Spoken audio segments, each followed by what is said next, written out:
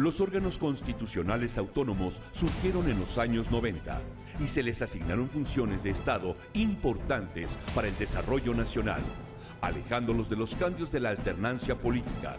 Los órganos autónomos que contempla la Constitución son el Banco de México, el INE, la CNDH, el INEGI, el IFETEL, la COFESE, el INAI, la Coneval, la Comisión Reguladora de Energía, el Instituto Nacional para la Evaluación de la Educación, la Fiscalía General de la República, las universidades autónomas, la Auditoría Superior de la Federación, tribunales agrarios y el Tribunal Federal de Justicia Fiscal y Administrativa.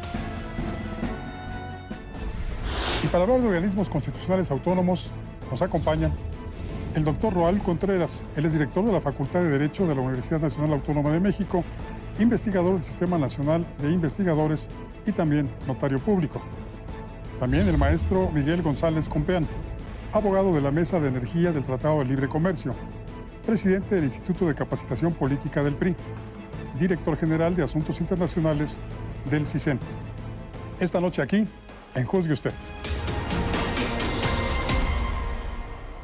Hablemos esta noche de organismos constitucionales autónomos. ¿Qué son, doctor?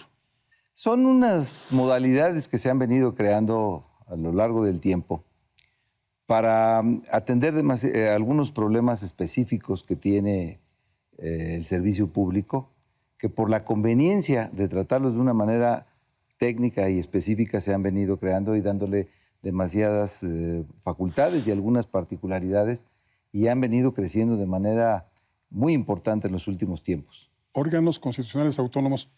¿No pierde el Ejecutivo algunas de sus facultades? ¿No las hace un lado para entregárselas a particulares?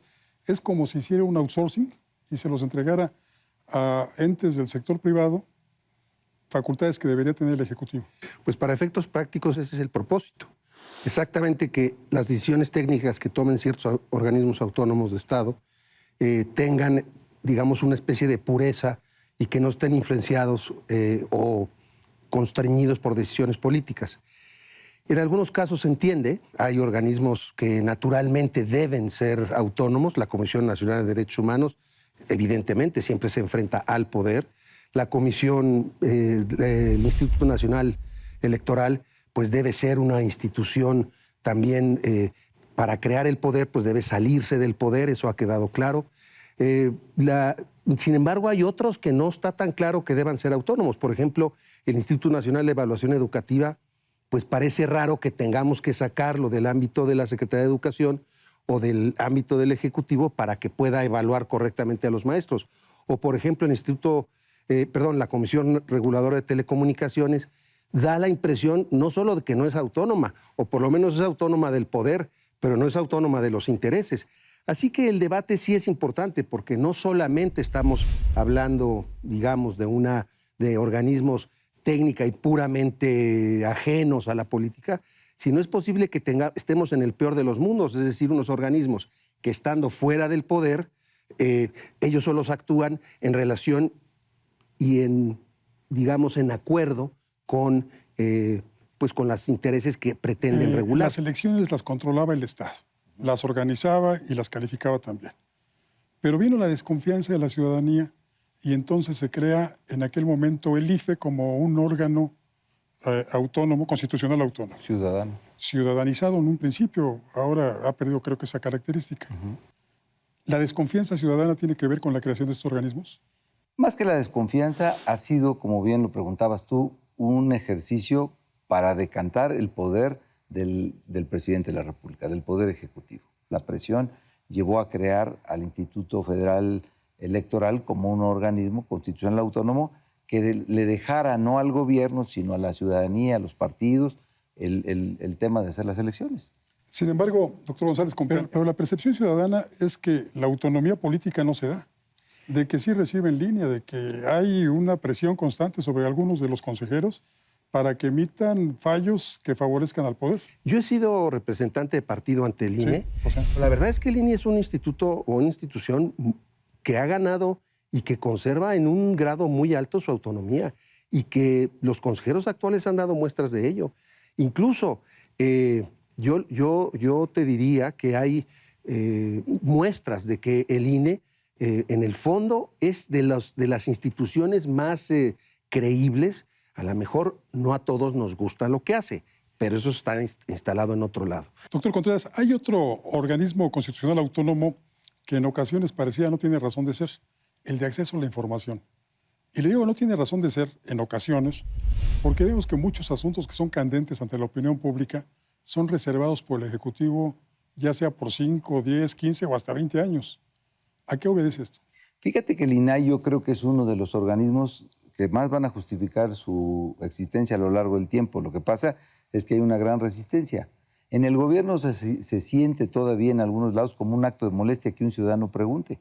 Pero la verdad es que es el ejercicio de un derecho ciudadano de tener acceso a lo que se hace con nuestros recursos, lo que hacen los servidores públicos con el mandato que les otorgamos. El tema es que aún no tenemos una cultura de rendición de cuentas y de transparencia. Entonces, muchos servidores públicos, haciendo uso de los reglamentos y los artilugios, reservan temas en donde saben que tienen algún problema que no quieren transparentar, pero creo que el INAI está llamado a ser uno de los grandes organismos de la ciudanía. ¿Y tendría mecanismos el INAI para...? Sí, hombre, claro que eso? los tiene. Además, yo en esto sí coincido con el doctor, bueno, en otras cosas. ¿En qué no coincide? No, ahorita van a aparecer seguramente, pero estoy de acuerdo con el doctor. El INAI está llamado a ser una gran institución, tiene mecanismos legales para forzar la entrega tiene dientes, hay castigos para los funcionarios que no lo hagan. Pero el problema está, y en esto sí no estoy de acuerdo con el doctor, en que lo que pasa es que no es que la gente esté usando el INAI para buscar información, lo está usando como para rendir cuentas. O sea, las preguntas que se hacen no son para conseguir información, sino son como para ver, explíqueme en qué se gastó tal cosa. No es, ¿me puede usted decir cuál es el gasto en tal y tal y tal rubro? No, cuénteme en qué está gastando. Entonces, hay una sensación de gran agresión, porque además, seamos honestos, la ciudadanía no está preguntando. Quien está preguntando son periodistas, gente interesada, alguien que corrieron y entonces pues, sabe que alguien hizo algo malo, entonces hace la pregunta y entonces pues para ver si se puede amolar al jefe que lo acaba de correr. O sea, está colocado en ese ámbito, lamentablemente, no en el ámbito para el que fue creado, que es abrir el cajón en donde están las cosas del gobierno y que hay que ¿Y saber. habría alguna diferencia? Porque al final de cuentas de lo que se trata es de conocer la realidad. Si sale de una forma o de otra, bueno, lo que importa es que salga la realidad. No, pero la respuesta entonces de los funcionarios sí es distinta, porque no es que te estén pidiendo hacer, digamos, recuentos informativos de cosas que haces, sino digamos, en la pregunta ya va un juicio. O sea, eso es lo que genera lo que dice el doctor Contreras. O sea, Sin embargo, Paco, como ves la reacción, el INAI va a enseñar a los servidores públicos a cambiar la cultura del servicio público. Nos va a enseñar a ser más ordenados, a tener mejor clasificada la información y a tener la certeza de que todo lo que hacemos en el servicio público puede ser materia de transparencia y que se sepa. Eso va a generar un cambio de cultura en el servidor público. Lo que pasa es que estamos viviendo una transición donde estábamos acostumbrados a que todo era secreto de Estado y a que efectivamente hoy los que lo empiezan a utilizar pues son los que saben. Lo que necesitamos hacer es que la ciudadanía realmente conozca estos instrumentos y tenga acceso a estas cuestiones y que el servicio público cada vez sea más transparente y que los servidores públicos tengamos en cuenta que somos servidores públicos y tenemos que rendir cuentas. Claro. Esta creación de organismos constitucionales autónomos ha sido paulatina, ha ido creciendo. ¿Habrá otras áreas del Poder Ejecutivo que puedan ser susceptibles de crearse organismos autónomos? Yo pido que ya no más. O sea, la dispersión a la que ha llegado el Poder Público es enorme. Hoy si un presidente gana con una bandera, vamos a decir, la de que voy a fomentar las telecomunicaciones, no tiene herramienta alguna para hacer nada, todo está en manos de la Comisión Nacional de Telecomunicaciones. Yo creo que hemos llegado ¿Se a han un punto. perdido facultades al Ejecutivo? Muchísimas. Bueno, para eso están creados, para quitarle facultades al presidente. ¿En un sistema presidencialista? En un sistema presidencialista motivado por la presión de los partidos políticos. Para eso es. Claro. Y yo creo que a eso hay que añadirle otra cosa. No solo hay resistencias en la creación de ciertos órganos autónomos, sino que además hay una gran preocupación de los intereses reales, vamos a decir, de que ellos no tengan un interlocutor cierto con quien hablar. O sea, a mí me parece claro que algunas de estos organismos autónomos han sido creados para ya no tener que pasar por, digamos, por la línea o por el camino del presidente, de una Secretaría de Estado, de los partidos políticos, sino ir directamente con los cuates o con las personas que están regulando. ¿Y esto no crece la burocracia? Porque hay facultades, por ejemplo, que tendría el CRE, que es la Comisión Reguladora de Energía, o la Comisión de Hidrocarburos, que bien podría hacerse en la Secretaría de Energía. Y hasta donde yo tengo conocimiento, por experiencias, es que el CRE y la Comisión de Hidrocarburos encargan muchos de los trabajos a empresas privadas que podrían hacer ellos mismos. O sea, estamos terciarizando el trabajo. Y otra cosa peor, no solo eso, sino que tienen además por cómo están constituidos la mayoría de los órganos en sus consejos o en los consejos que tienen cada uno de ellos, empiezan a legislar, que ese sí es la peor de todas las cosas. O sea, el INAI tiene una ley que define, vamos a decir, qué es un recurso público, y en la publicación que hizo en noviembre y luego en febrero, creo, de este año, sobre los lineamientos para entregar información, en un pie de página pone una definición sobre qué es recurso público, que es sencillamente sobrepasarse a la ley. Lo mismo hizo el IFE, como ustedes recordarán, cuando hubo que el Congreso no legisló sobre la ley de medios para efectos de las campañas, y entonces los consejeros solitos agarraron, pues entonces nosotros decidimos, y para efectos prácticos hicieron prácticamente una ley sobre medios de comunicación, sin tener ni las facultades, ni ser poder legislativo, ni mucho menos. Así que sí hay un problema grave de dispersión del poder y de una falta de encuentro, pues por lo menos con unos señores a los que nombramos, qué bueno, pero pues que no están electos, digamos, no son representativos propiamente de algo. Y a los contribuyentes nos encarecen el servicio público. Así es. Lo pagamos.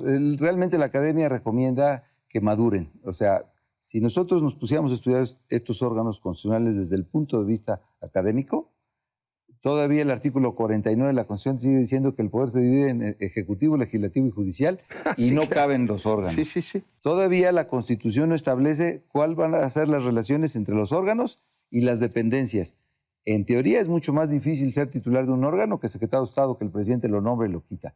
La Constitución tampoco dice qué relación tiene que tener los órganos con los gobiernos de los estados y con los ayuntamientos. Es decir, han crecido, se han venido desarrollando, no tienen ni siquiera reglas comunes de origen, ni siquiera tienen reglas comunes de operación, y creo que valdría la pena que el legislativo diera un impas y que pusiéramos orden primero en lo que ya tenemos. Ojalá. Doctor, muchísimas gracias por su presencia. Muchas gracias, Paco. Es un honor que el director de la Facultad de Derecho de la UNAM esté con nosotros. Gracias. Paco, muchas gracias. Casi doctor. Yo no me digas Miguel doctor, porque González no me van a Contreras. acusar de usurpación de funciones. Casi doctor. Muchas gracias. Muchas gracias. Y gracias a usted. Como usted ve, hay un debate sobre la creación de organismos constitucionales autónomos. Hay quienes dicen que le resta facultades al Poder Ejecutivo, otros que lo complementan. Los elementos están ahí, así que ahora juzgue usted. Soy Francisco Rodríguez y le agradezco su atención. Le invito a que nos reencontremos aquí la próxima semana. Mientras tanto, le deseo como siempre que haya buenas gracias y muchas noches.